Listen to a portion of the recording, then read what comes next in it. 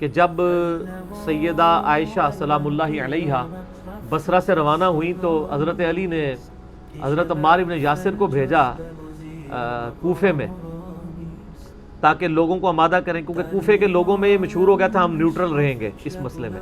تو سیدنا عمار ابن یاسر کو اور حضرت حسن ابن علی کو، صحیح بخاری میں آتا ہے، حضرت علی نے بھیجا کہ آپ کوفے کے لوگوں کو اس بات پہ آمادہ کریں کہ یہ لوگ جتھا بنا کے ریٹ آف دی گورنمنٹ کو چیلنج کر رہے ہیں، اور سورہ حجرات میں آیا ہے کہ اگر مسلمانوں کا کوئی گروہ باغی ہو جائے تو اس کے خلاف قتال کرنا ہے، تو آپ نیوٹرل ہو کے کیوں بیٹھ رہے ہیں؟ یہ تو اسی طرح ہے کہ ایک گھر کے اندر چور داخل ہو جائیں اور آپ کے لیے دونوں مال آدھا کر لیں، آپ کا کام ہے کہ آپ چور کے خلاف اس مالک کے حق میں لڑیں، تو آپ نیوٹرل کیوں ہو رہے ہیں؟ کیونکہ اولو الامر کی اطاعت جو ہے وہ اللہ اور اس کے رسول کی اطاعت کے اندر کرنی ہے آپ نے۔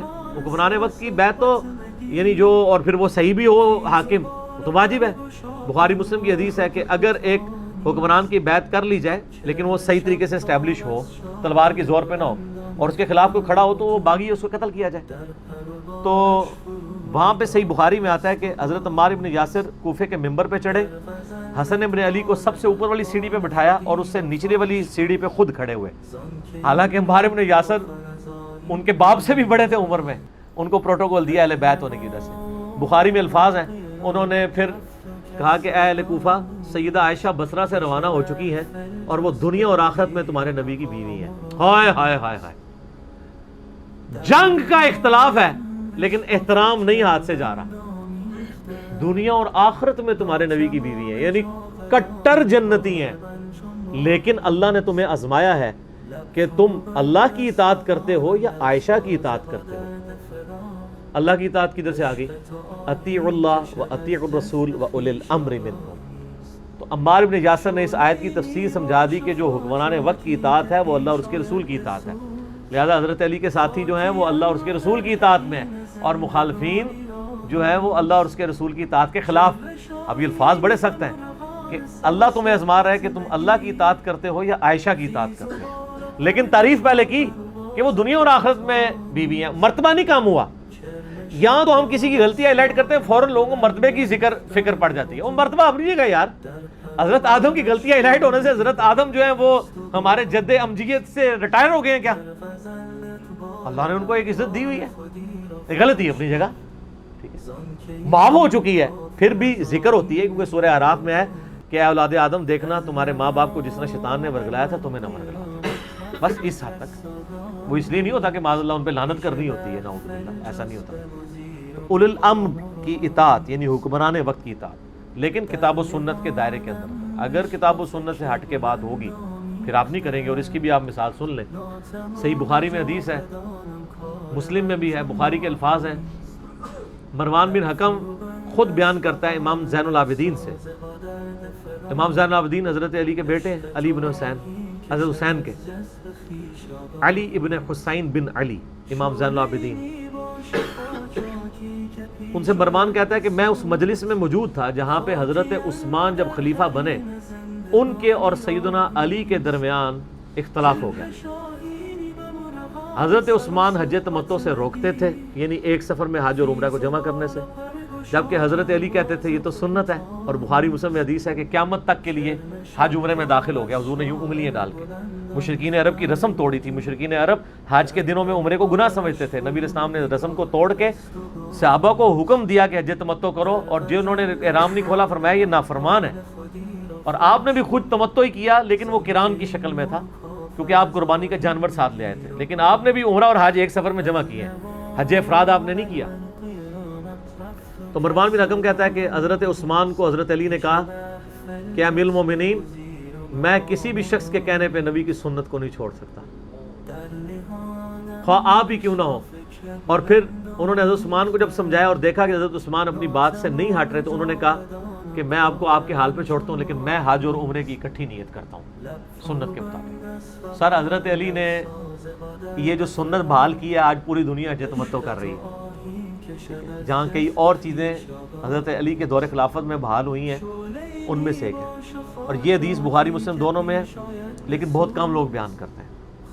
ایک حدیث بڑی مشہور ہے جو بیان کی جاتی ہے ترمذی سے، کہ ایک شخص آ کے عبداللہ بن عمر سے پوچھتا ہے کہ حج تمتع کرنا جائز ہے؟ انہوں نے کہا جائز، سنت ہے۔ سنت اس لیے کہ ایک سفر میں آپ نے دونوں سے فائدہ اٹھایا، قران بھی لغت کے معنوں میں تمتع ہی ہے، کیونکہ آپ نے ایک سفر میں دونوں سے فائدہ تمتع حاصل کر لیا نا. لیکن فرق یہ ہوتا ہے کہ تمتع میں آپ دونوں کرنے کے بعد احرام کھولتے ہیں جو قران میں، اور تمتع میں آپ عمرہ کر کے کھول دیتے ہیں، پھر حج کے دنوں میں دوبارہ باندھ لیتے ہیں. لیکن ایک سفر میں حج اور عمرے کو جمع کرنا، نفع اٹھانا دونوں سے، یہ تمتع میں بھی ہوتا ہے اور قران میں بھی ہوتا ہے. افراد میں اکیلا ہوتا ہے حج، اور لیکن اس میں پھر قربانی کوئی نہیں ہے. اس میں قربانی ہے کیونکہ آپ نے ایک سفر میں دو چیزوں سے فائدہ اٹھایا. تو عبداللہ بن عمر کہتے ہیں کہ یہ تو سنت ہے. اچھا، وہ بھی کوئی بڑا سیانا سی، انہیں پہلے منوا لیا.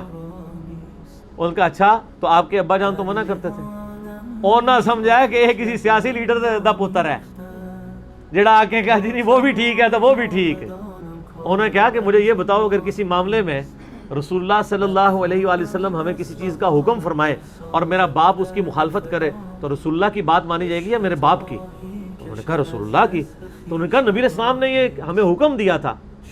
اب یہ آپ دیکھیں صحابہ کرام اولو الامر کو نہیں مانتے تھے جب کتاب و سنت سے ٹکراتا تھا. کلیئر کٹ کہتے ہیں. صحیح بخاری میں آتا ہے چند زندیق تھے، ان کو سیدنا علی نے آگ میں جلوا دیا. تو حضرت عبداللہ ابن عباس تک خبر پہنچی تو انہوں نے کہا کاش علی ابن ابی طالب ان کو آگ میں نہ جلاتے بلکہ قتل کرواتے، کیونکہ میں نے نبی علیہ السلام سے سنا تھا کہ ان لوگوں کی سزا قتل کرنا ہے. آگ میں جلانے کی سزا کوئی انسان دوسرے انسان کو نہیں دے سکتا، یہ اللہ کے ساتھ خاص ہے. تو کاش میں علی کی جگہ ہوتا تو میں ایسا کرتا. اب ابو داؤد میں آگے الفاظ ہیں، حضرت علی کو جب یہ بات پہنچی نا، انہوں نے کہا اے اللہ ابن عباس پہ رحم فرمائے، اس نے سچ کہا. اور انہوں نے کہا ہے افسوس پہلے ہی مجھے بتا دیتا. یعنی سیدنا علی سے یہ چیز اوور لک ہو گئی. اور دوسری طرف للہیت دیکھیں، فوراً رجوع کر لیا. انہوں نے نہیں کہا کہ میں تو علیکم بسنتی و سنت الخلفاء الراشدین المہدیین ہوں. ٹھیک ہے، وہ لوگ تو بڑے مسکینیوں کی زندگی گزارتے تھے، ان کو ڈر لگا رہتا تھا یار کہیں نبی اسلام کی مخالفت. اور سر جو ان کی عوام تھی نا، وہ بھی پھر جناب ایسی عوام سی کہ وہ لحاظ کوئی نہیں کرتی. صحیح بخاری مسلم دونوں میں حدیث ہے، حسان ابن ثابت مسجد نبی میں بیٹھ کے نعت اشعار پڑھ رہے تھے. حضرت عمر کی ذرا طبیعت آپ کو پتہ نہ، ذرا یہ شعر و شاعری سے اور ان چیزوں سے ذرا وہ ان کو ایک ویسے ہی تھوڑی سی خندق آتی تھی، جلالی طبیعت کہہ لیں. آج کل جلالی تے ویسے قوالیاں بھی سن دے رہے، اس زمانے کے جلالی. تو وہ کھڑے ہو گئے، انہوں نے حسان ابن ثابت کی طرف دیکھا، وہ بھی جناب پھر 24 کیرٹ سونا. انہوں نے کہا عمر اس طرح نا میری طرف دیکھ، تجھ سے بہتر شخص مسجد میں ہوتا تھا، میں انہیں بھی اشعار سناتا تھا. ہائے ہائے ہائے ہائے، کسی شخص سے یہ کہنا کہ تو کیا ہے، تو سے بہتر بندے کو سناتا تھا، تو مجھے اس طرح دیکھ رہا ہے. تو اس کے بعد تو بندے کو ویسے ہی غصہ آ جاتا ہے. لیکن ان کو پتا تھا وہ ذکر کس کا کر رہے ہیں، نبی علیہ السلام کا. وہاں عمر کی کیا مجال تھی کہ وہ بول جاتے. تو انہوں نے کہا کہ اپنا گواہ لے کے آؤ. انہوں نے کہا یہ ابو ہریرہ بیٹھے ہیں، ان سے پوچھیں. ابو ہریرہ کہتے ہیں امیر المومنین، میں نے خود دیکھا ہے کہ نبی علیہ السلام حسان ابن ثابت کے لیے دعا کیا کرتے تھے، اللہ روح قدس کے ذریعے اس کی مدد فرما.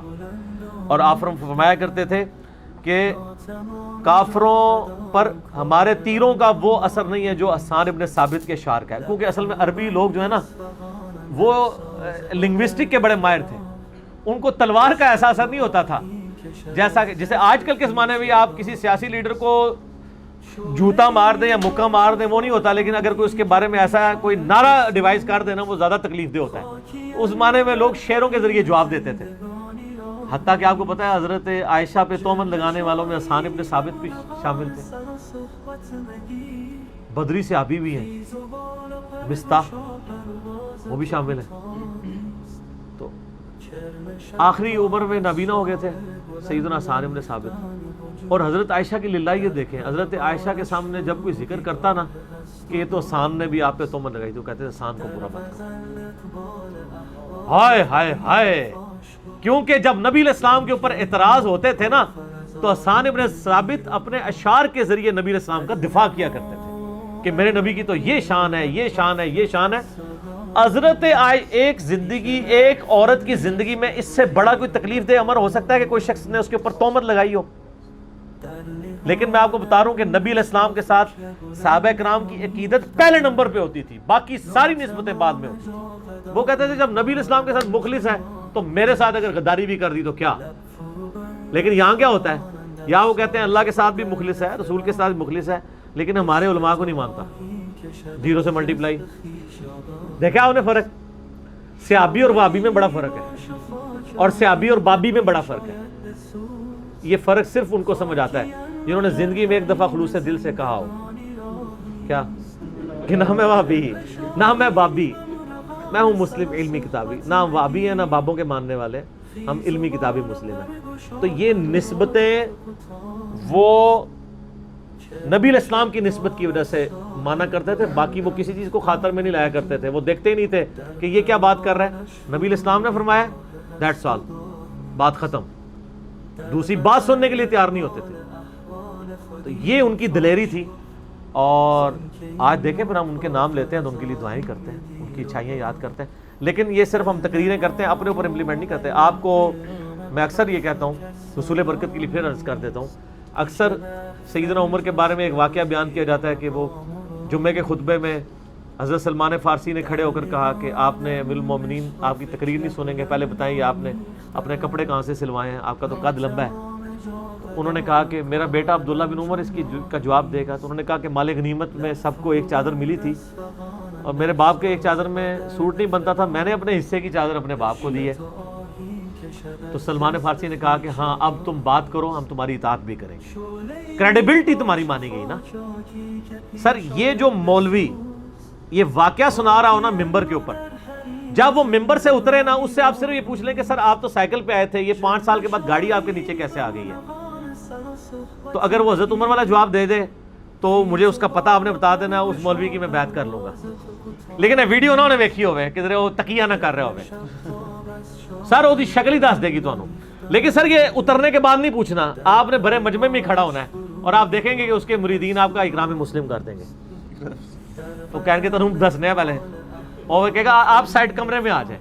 کمرے نہ جائیے ہو بھائی، تقریرہ کرتے ہیں مجمع تے سوال پوچھے تو کہتے ہیں کمرے میں تشریف لے آئیں. ٹھیک ہے، اوتھے جا کے اکرام مسلم کرنا ہوتا ہے انہوں نے. تو یہ باتیں کرنا آسان ہے لیکن پریکٹیکلی اس کے اوپر عمل کرنا. لیکن دوسری طرف نبی علیہ السلام کا میں آپ کو کردار بتا کے اس کو کنکلوڈ کرتا ہوں. آپ کو تو کسی سے اپنا کردار منوانے کی ضرورت ہی نہیں تھی جب ونس 40 سال کی زندگی آپ کے سامنے تھی. بخاری اور مسلم دونوں میں یہ حدیث ہے، سخت اندھیری رات کے اندر نبی علیہ السلام مسجد نبوی میں اعتکاف بیٹھے ہوئے تھے. ایک عورت آپ کو ملنے کے لیے آتی ہے اور آپ اس کے ساتھ کافی دیر تک گفتگو کرتے رہتے ہیں. پھر آپ اس عورت کے ساتھ دور تشریف لے جاتے ہیں. راستے میں صحابہ کرام چوراہے پہ کھڑے ہیں اور اس وقت سٹریٹ لائٹس بھی نہیں ہیں، نظر نہیں آ رہا کہ آپ کے ساتھ جو عورت گئی ہے اور وہ پردے میں بھی ہے کہ یہ کون ہے. ٹھیک ہے جی، آپ علیہ السلام جاتے ہیں، تھوڑی دیر بعد واپس آتے ہیں، آپ صحابہ کرام کے پاس آگے کھڑے ہو جاتے ہیں اور آپ فرماتے ہیں کہ جانتے ہو یہ عورت کون تھی؟ اب انہوں نے تو نہیں پوچھا، لیکن لیڈر کا کام ہے کہ وہ کلیریفائی کرے. سر وہ بتائے کہ سر یہ میرے پاس اتنی دولت کہاں سے آئی ہے، میرا مہینے کا جو ٹیکس ہے وہ تو 6000 روپے ہے، لیکن میں 300 کنال کے بنگلے میں رہتا ہوں اور میرے 3 کتوں کا خرچہ ہے وہ 2.25 لاکھ روپے ہے، لیکن مہینے کا ٹیکس میں 6000 روپے دیتا ہوں. اور پھر میں لوگوں سے اپیل بھی کرتا ہوں کہ جی جناب آپ ٹیکس دیں تاکہ ملک آگے چلے، اور میں خود اتنا ٹیکس دے رہا ہوں. یہ میں آپ کو فرق بتا رہا ہوں. یہ باتیں کرنا آسان ہوتی ہیں ریاست مدینہ کی. ریاست مدینہ میں یہ ہوتا ہے. تو آپ نے فرمایا کہ میری بیوی صفیہ تھی، مجھے ملنے کے لیے آئی تھی، تو میں اسے گھر تک چھوڑنے گیا تھا. تو ان کے یا رسول اللہ ہم آپ کے بارے میں کیسے گمان کر سکتے ہیں؟ ہائے ہائے. آپ فرمایا نہیں، شیطان انسان کے جسم میں خون کی طرح تیرتا ہے. یعنی ہر بندے کے ساتھ، مسلم شریف میں حدیث ہے، ہر بندے کے ساتھ ایک شیطان ہے اور ایک فرشتہ ہے. ایک صحابی نے جرت کر کے پوچھا کیونکہ 295 سی نہیں تھی کہ یا رسول اللہ آپ کے ساتھ بھی؟ آپ فرمایا میرے ساتھ بھی تھا شیطان، لیکن اللہ نے اسے میرا مطیع کر دیا. مجھے میرے ساتھ جو شیطان اٹیچ ہے نا وہ مطیع ہو چکا ہے، وہ بھی مجھے نیکی کی ہی طرف بلاتا ہے، یعنی مسلمان ہو چکا ہے وہ جن. نبی علیہ السلام فرمایا کہ شیطان خون میں گردش کرتا ہے. یعنی مراد یہ کہ اگر تم نے شیطان کے ہتھے چڑھ کے نبی کے بارے میں کوئی بدگمانی کر لی تو ایمان سے ہی جاؤ گے، لیکن اس بدگمانی کو ختم کرنے کی فکر صحابہ کو نہیں ہے، لیڈر کو ہے. یہ لیڈر کا کام ہے کہ اپنے آپ کو پیش کرے. یہاں پہ لیڈر کوئی اوٹ پٹانگ بات بھی کر رہے، نیچے والے بیٹھ کے اس کو ڈیفینڈ کر رہے ہوتے ہیں، بجائے کسی کی جرت ہے کہ سر یہ آپ نے بات صحیح نہیں کی، اس کو ذرا چینج کریں، غیر مناسب بات آپ نے کر دی. کسی کی جرت نہیں ہے. الٹا اٹھانے والے لوگ ہوتے ہیں, نہیں جی نہیں انہوں بھی تو ہے کیا سی نا, ٹھیک ہے. کبھی کہہ دیں گے ہمارا سیاسی بیان ہے, ہم نے کون سی یہ بات کی ہے, تو سیاسی ایک تھے یہ بات کر دی. تو یہ بڑا مشکل کام ہے, کہنا آسان. اولی الامر منکم پھر اس طرح کے ہوتے ہیں سر, نبی الاسلام, خلفائے راشدین جیسے, جو اپنا آپ پیش کرتے ہیں لوگوں کے سامنے. ٹھیک ہو گیا. اگلا سوال ہے, کراچی کے ایک دیوبندی مفتی نے آپ پر جھوٹا الزام لگاتے ہوئے کہا ہے کہ انجینئر کو تو حضرت ابو سفیان کے ایمان لانے کا غم ہے, لیکن اس کا کھل کر اظہار نہیں کرتے. علی بھائی سے گزارش ہے کہ فرقہ دیوبندیہ کے اس کمزور گول کیپر کی مزید تسلی کرا دیں. شکریہ. کمزور گول کیپروں کی تسلی کرانے کی ضرورت نہیں ہے, ان کی عوام ہی کروا دی ہے. ہماری خلاف جب ویڈیوز چڑھاتے ہیں نا تو ان کے نیچے لوگ خود ہی لکھ دیتے ہیں کہ ہے تو میں دیوبندی ہوں لیکن یہ ہمارے مفتی صاحب ہمارے فرقے کے کمزور گول کیپر ہیں, ہمیں بے عزت کروا رہے ہیں. پہلی تو بات یہ ہے کہ یہ دیوبندیوں کا عقیدہ کب سے ہو گیا ہے کہ وہ لوگوں کے دلوں کے حال بھی جانتے ہیں, کہ آپ لوگوں کے بارے میں اس طرح کومنٹس کرنا شروع کر دیں. اس کے پیچھے آپ کو نہیں پتا کتنی بڑی سازش چھپی ہوئی ہوتی ہے.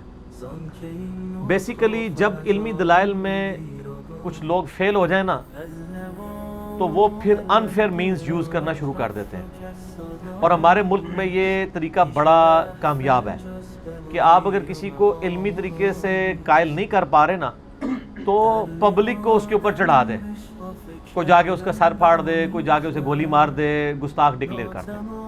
اس کے لیے ہر پبلک کے پاس لادہ نعرہ ہے, علماء کے پاس اپنی پبلک کے لیے.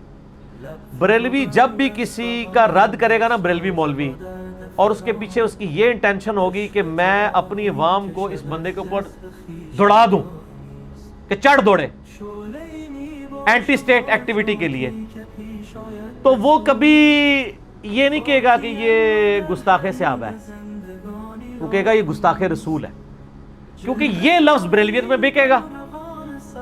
یا گستاخ اولیاء ہے. اب مجھے بتائیں اہل حدیث کے اندر یہ لفظ بک سکتا ہے کہ فلاں شخص گستاخ اولیاء ہے؟ اولیاء سے سب تو بڑے دشمن خود اہل حدیث نے. اولیاء سے مراد جو لوگوں کے بنائے ہوئے, من دون ہی اولیاء, تو یہ سودا تو نہیں بکے گا.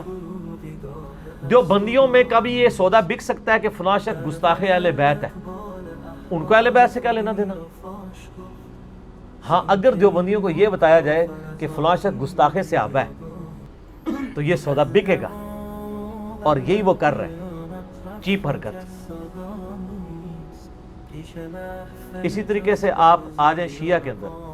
شیعہ میں کیا یہ سودا بکے گا کہ فلاں شخص گستاخ صحابہ ہے؟ لیکن اگر شیعہ میں سودا بیچنا ہے تو آپ کہنا پڑے گا یہ مولا علی کا گستاخ ہے, یہ حسین کو باغی کہتا ہے, یہ یزید کا بڑا حامی ہے, یہ سودا بک جائے گا وہاں پہ. ہر جگہ ڈیفرنٹ سودا بکتا ہے. اور جب کوئی مولوی بول رہا ہو تو آپ یہ دیکھ لیا کریں کس اسٹیشن سے بول رہا ہے. جب دیوبندی بولے گا تو یہی سودا بیچے گا, اس لیے کہ ان کو پتا ہے کہ ہمارے پاس ایسے لوگ موجود ہیں ہم جن کا دماغ خراب کر کے ہم نے پہلے پورے مسئلہ کا بیڑا غرق کروا لیا ہے. میں تو کہتا ہوں تبلیغی جماعت نہ ہوتی نا دیوبندیت کا جنازہ نکل گیا تھا. تبلیغی جماعت دیوبندیوں میں ایسی ہے جیسے کہ آل امیہ میں عمر بن عبدالعزیز, اور اس کے بھی سرخیل مولانا طارق جمیل صاحب. ادروائز جو کچھ انہوں نے قتل و غارت کی کہانیاں یہاں پہ شروع کی تھیں اور جس طریقے سے انہوں نے دین کا جنازہ نکالنا شروع کیا تھا تو بیڑا غرق ہو جانا تھا. اچھا اب یہ کیا کر رہے ہیں, یہ پبلک کو بیسیکلی اپنی پبلک کو ابھار کے چڑھانا چاہ رہے ہیں کہ جی یہ تو وہ جناب بڑا گستاخ, کبھی کسی کی گستاخی کا الزام لگا دیتے ہیں, کبھی کسی کی. اور میرے بھائی حضرت ابو سفیان رضی اللہ تعالیٰ عنہ کے اوپر میرا کلپ موجود ہے. میری جو تھاٹس ہیں وہ تو ویڈیوز میں ریکارڈڈ ہیں. میں مودودی صاحب والی بات کروں گا کہ میری باتیں چھپی ہوئی نہیں چھپی ہوئی ہیں, تو میں تو مودودی صاحب سے بھی اگلا ورژن ہوں. مودودی صاحب کی تو چھپی ہوئی تھی, میری تو ویڈیو میں ریکارڈڈ ہے. حضرت ابو سفیان کے اوپر میرا ایک کلپ, چھوٹا سا کلپ ہے, وہ ہزاروں لوگوں نے دیکھا ہے. مجھ سے سوال کیا گیا تھا کہ حضرت ابو سفیان رضی اللہ تعالیٰ عنہ کا عموماً جب ذکر کیا جاتا ہے تو ان کے ساتھ حضرت نہیں بولا جاتا, ابو سفیان بولا جاتا ہے. تو اس کے جواب میں نے ایک بیٹر ٹروتھ بتایا تھا کہ چونکہ ان کی زندگی کا اکثر پیریڈ کفر میں گزرا ہے, تو جب ہم ان کی کفر کی زندگی کے واقعات ڈسکس کرتے ہیں تو حضرت کے ساتھ تو نہیں کر رہے ہوتے. نہ ہمارے ائمہ نے حضرت کے ساتھ کیے ہیں. ابو سفیان کا قافلہ جا رہا تھا, دوسری طرف سے ابو جہل کا آ گیا اور وہ اللہ تعالیٰ نے وعدہ کیا سورۃ الانفال میں دونوں میں سے ایک دے گا، تو ابو جہل کے ساتھ مڑ بھیڑ ہو گئی۔ اس کے بعد بدر میں تو شکست ہوئی، احد کے لیے ابو سفیان ہی سارا لشکر اکٹھا کر کے لایا تھا بدلہ اتارنے کے لیے، خندق میں پھر ابو سفیان آیا تھا۔ کرتے کرتے فتح مکہ کے موقع کے اوپر جب مسلمانوں کی ڈومیننسی اتنی ہو گئی، پھر عباس ابن عبد المطلب کی یاری تھی ابو سفیان کے ساتھ، تو انہوں نے کہا کہ اب بھی تجھے یقین نہیں ہے، اگر تیرے بتوں میں کوئی جان ہوتی تو آج تجھے بچا لیتے، دیکھو محمد کا رب ان کے ساتھ کھڑا ہے، آج وہ فاتح کی حیثیت داخل ہو رہے ہیں، تو تجھے اب ان کے نبی ہونے میں کوئی شک رہ گیا؟ اس وقت انہوں نے اسلام قبول کیا، اور میں نے اس میں کہا تھا کہ یہ اسلام انہوں نے اس وقت قبول کیا جب بالکل موت کا ڈر سامنے آ گیا تھا، لیکن میں نے ساتھ یہ بولا تھا کہ ہم سے بہتر اسلام ہے، ہم باقی اصحاب سے کمپیئر کر رہے ہیں، جو قرآن میں ہے کہ جو فتح مکہ سے پہلے مسلمان ہوئے اور جو بعد میں وہ برابر نہیں ہو سکتے۔ پھر نبی علیہ السلام نے ان کی دل جوئی کے لیے فرمایا کہ جو ابو سفیان کے گھر میں داخل ہو جائے وہ امن پا گیا۔ یہ صرف دل جوئی تھی، کیونکہ اس کے آگے یہ بھی الفاظ ہیں صحیح مسلم میں کہ جو اپنے گھر کے اندر رہے گا وہ بھی امن پا گیا۔ تو اگر مجھے یہ کہا جا رہا ہے کہ آپ اپنے گھر میں رہو تو امن میں ہو، مجھے کیا ضرورت ہے کہ میں 2 کلومیٹر جناب گھوڑے پہ چل کے جا کے تو ابو سفیان کے گھر میں جا کے بنا لوں؟ جو اپنا دروازہ بند کر لے گا وہ امن میں ہے۔ ابو سفیان کا نام صرف اس لیے لیا کہ وہ چونکہ وہ مکے کا سردار تھا، نبی علیہ السلام کو اس چیز کا احساس تھا کہ اس کی سرداری تو اب جاری ہے ہمیشہ کے لیے، تو اب ظاہر ہے کہ اس ایک جینس تو انسان میں ہوتے ہیں، تو اب اس کی دل جوئی کے لیے اسے کہا جاتا ہے مؤلفۃ القلوب، جن کی تالیف قلب کی جائے، یا طلقاء کا لفظ بھی بولا جاتا ہے، تو میں ان کو تالیف قلب کروں۔ سر یہ تو کچھ بھی نہیں ہے۔ صحیح مسلم میں آپ زکوٰۃ والا چیپٹر نکال کے دیکھیں، اوپر تلے 8-10 احادیث آپ کو غزوہ حنین والی ملیں گی۔ غزوہ حنین فتح مکہ کے بعد ایک جہاد ہوا ہے جو آخری جنگ تھی جو عرب کے لوگوں کے ساتھ ہوئی، اس کے بعد تو پھر رومن اور پرشین امپائر پہ مسلمان چڑھے ہیں۔ غزوہ حنین کے موقع پر قبیلہ حوازن کے ساتھ جب جنگ ہوئی، اس دوران نبی علیہ السلام کے ہاتھوں ہزاروں مویشی آئے، تو آپ نے 100 اونٹ ابو سفیان کو دیے۔ 100 اونٹ آج کا بھی سر کروڑوں روپیہ بنتا ہے، 2.5-3 لاکھ روپے کا بھی باٹھا سا لگائے ہیں تو 2.5-3 کروڑ تو بن گیا نا۔ اچھا 100 اونٹ صفوان کو دے دیے۔ صفوان کون؟ حضرت بلال حبشی کا جو آقا تھا، جو ان پہ ظلم کرتا تھا، اس کا بیٹا صفوان بن امیہ۔ اس طرح اور لوگوں کو 100 اونٹ دیے۔ تو اب جو انصار مدینہ تھے ان میں کچھ نوجوان تھے جو تیز طبیعت کے تھے، ان کا دیکھو اس شخص کے اوپر اپنے قبیلے کی محبت غالب آ گئی ہے، ابھی تو ہماری تلواروں سے قریش کا خون بھی خشک نہیں ہوا، یعنی ہم نے نبی کی خاطر قریش مکہ کے ساتھ اتنی جنگیں لڑی ہیں، اور یہ جو لوگ اب مسلمان ہوئے ان کے باپ دادا کے خون تو ہماری تلواروں کے ساتھ لگے ہوئے ہیں، تو یہ مال غنیمت تو ہمیں ملنا چاہیے تھا، انہی میں بانٹ رہے ہیں۔ لاجیکلی ان کا اعتراض بالکل درست ہے، لیکن اسلامکلی غلط تھا، کیونکہ نبی علیہ السلام کو تو اللہ کی تائید ہے۔ قرآن میں ہے وَمَا آتَاكُمُ الرَّسُولُ فَخُذُوهُ، جو نبی دیں وہ لے لو، جو نہ دیں جس سے روک دیں رک جاؤ۔ یہ مال غنیمت کے بارے میں قرآن میں ہے نا، ویسے آپ اس کو جنرلائز بھی کر سکتے ہیں۔ تو نبی علیہ السلام پہ اسی وقت وحی نازل ہوئی، صحیح مسلم کے الفاظ ہیں، آپ علیہ السلام نے انصار مدینہ کو بلا لیا، ان کے سینئر لوگ بھی آ گئے، فرمایا تم لوگوں نے یہ بات کی ہے؟ انہوں نے کہا یا رسول اللہ، یہ ہمارے کچھ تیز طبیعت کے لوگ ہیں، انہوں نے یہ بات کی ہے، تو مجھے اللہ نے وحی کے ذریعے بتا دیا۔ تو آپ علیہ السلام نے فرمایا کہ کیا تم اس بات پہ راضی نہیں ہو کہ یہ دنیا کا مال لے جائیں اور تم اللہ کے رسول کو لے جاؤ؟ ہائے ہائے ہائے ہائے۔ پھر آپ نے فرمایا بعض اوقات میں جس سے محبت کرتا ہوں اسے کچھ نہیں دیتا ہوں، اور جن کا مجھے ڈر ہوتا ہے یہ کفر میں ہی نہ رہ جائیں یا کفر میں ہی پکے نہ ہو جائیں، اسلام میں پکے نہ ہوں، میں ان کو زیادہ دیتا ہوں تاکہ ان کا دل اسلام کی طرف مائل ہو جائے۔ تو یہ حضرت ابو سفیان کی گستاخی کون کر رہا ہے؟ نبی علیہ السلام۔ یہ تو یہی کہیں گے نا کہ نبی اسلام کے دل میں کچھ تھا، ان کو خوشی نہیں ہوئی تھی ایمان لانے کی۔ بٹ نانسنس آپ یہ باتیں کر رہے ہیں۔ چلے کرنے کی برکت ہوتی ہے، اب ان کو اور کھول کے بیان کرتے ہیں، میں اور بھی بہت کچھ کھولوں گا، لیکن میں بس اتنا کرتا ہوں کم از کم آپ لوگوں تک بات پہنچے۔ تو پھر آپ علیہ السلام نے فرمایا کہ اگر پوری دنیا ایک گھاٹی میں چلے اور انصار دوسری میں انصار کے ساتھ ہوں گا، میرا جینا اور مرنا انصار کے ساتھ ہے، اور میں یہاں مکے میں نہیں رہوں گا، میں واپس انصار کے ساتھ جاؤں گا، ٹھیک ہے؟ اور آپ علیہ السلام فرمایا لیکن مجھے پتہ ہے انصار میرے بعد اور لوگوں کو تم پہ ترجیح دی جائے گی، تم صبر کرنا یہاں تک کہ حوض کوثر پہ آ کے مجھے ملنا، تمہارے ساتھ لوگ زیادتی کریں گے، اور حوض کوثر پہ جا کے کیا ہونا ہے، سحقا سحقا لمن غیر بعد، ان پہ پھٹکار ہو جنہوں نے میرے بعد دین کو بدل دیا، جن لوگوں نے سارے مدینہ کے ساتھ زیادتی کی ہے، آل امیہ نہیں کی ہے نا۔ یہ تو امتی امتی والی روایت لے کے آتے ہیں، بخاری مسلم میں 8 حدیثیں ہیں کہ میرے حوض کوثر پہ لوگ آئیں گے، میں کہوں گا اصحابی اصحابی، یہ تو میرے ساتھی ہیں، تو کہا جائے گا یا رسول اللہ آپ کے بعد انہوں نے دین کو بدل دیا تھا۔ اب میں نہیں بتاتا وہ لوگ کون ہیں، جنرل تو میں آپ کو بتا دیتا ہوں کہ نبی علیہ السلام کی مبارک زندگی کے فوراً بعد جو لوگ منکرین زکوٰۃ بن گئے، مسلمہ کذاب کے ساتھ مل گئے، عرب قبائل، بخاری میں آتا ہے مرتد ہوئے، تو مرتد کون ہوتا ہے؟ جو نبی کی زندگی میں مومن ہو، اور جو نبی کی زندگی میں مومن ہو وہ کون ہوتا ہے؟ صحابی ہوتا ہے، قانوناً وہ صحابی تھے، لیکن بعد میں پھر اہل سنت کے ہاں ڈیفینیشن وہ کہتے ہیں نہیں صحابی اس طرح نہیں ہوتا، کچھ عرصہ رہا بھی رہو، پھر مرتے دم تک ایمان پہ بھی قائم رہے، پھر یہ ہو، لیکن سر یہ تو بعد کی ڈیفینیشن ہے، جب وہ ہوا تھا اس وقت تو صحابی بن گیا تھا نا، بعد میں مرتد ہوا نا، اس وقت تو ڈیفینیشن میں آ گیا، اور وہی اصحابی اصحابی۔ اچھا تو آپ علیہ السلام نے فرمایا کہ تم اللہ کے رسول کو لے جاؤ، تو انہوں نے کہا یا رسول اللہ واللہ ہم اللہ کے رسول کے اوپر خوش ہیں، ہمیں مال نہیں چاہیے، اور اللہ اور اس کا رسول ہمارا عذر قبول کر لیں۔ تو آپ فرمایا اللہ اور اس کا رسول تمہارا عذر قبول کرتے ہیں، یہ تم نے جو کچھ بات کی تھی وہ عذر ہم قبول کرتے ہیں۔ یعنی اعتراض تو جینوئن تھا لیکن نبی کے اوپر نہیں کرنا چاہیے تھا، جذبات کے اندر ہوا، اس میں کوئی اسلام سے، نبی علیہ السلام سے نفرت نہیں تھی، بلکہ یعنی نبی علیہ السلام نے جو تعلیمات سکھائی تھی اسی کی روشنی میں انہوں نے ایک عدل کے اعتبار سے ڈیمانڈ کی، تو پھر نبی علیہ السلام نے کلیریفیکیشن دے دی کہ بھائی اس لیے کرتا ہوں تاکہ ان کا دل اسلام کے اوپر ٹھک جائے۔